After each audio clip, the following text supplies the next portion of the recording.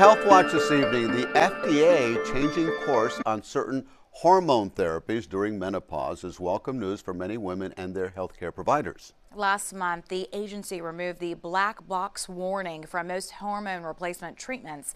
CBS News Miami's Lauren Pastrana spoke to a woman who says the about face comes too late for her, but it's just in time for the next generation.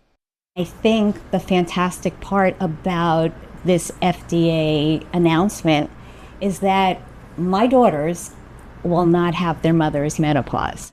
Karen Dennis is technically in postmenopause now. She went through the change almost 20 years ago. I was having a lot of the symptoms that are associated with menopause, but really nobody talked about it. It wasn't a conversation that women my age were having. Back then, she was advised against hormone replacement therapy because her own mother had had breast cancer.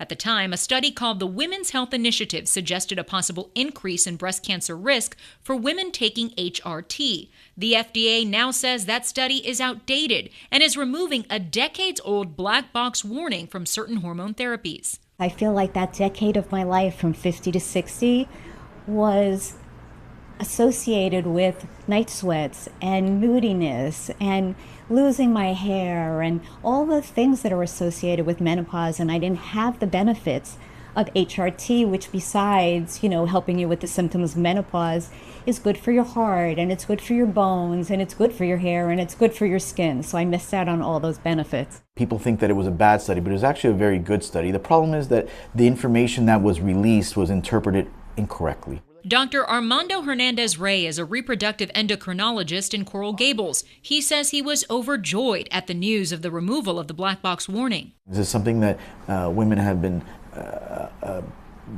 begging for, some sort of relief in whatever form that it came. So what we are doing is replacing what the ovary has no longer been able to do like it's done for the last 40 years. The same way we replace men are on testosterone therapy, because as men age, they're not producing the same amounts of testosterone. Dr. Hernandez-Rey says there's never been a similar warning on testosterone replacement therapies for men.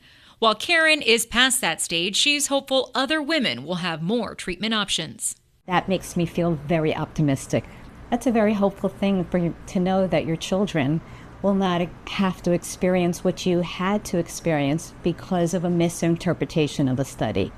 The FDA will now provide new age-specific guidance on product labels, but as always, you should still discuss the risks and benefits with your healthcare provider to determine if HRT is right for you. Lauren Pastrana, CBS News, Miami.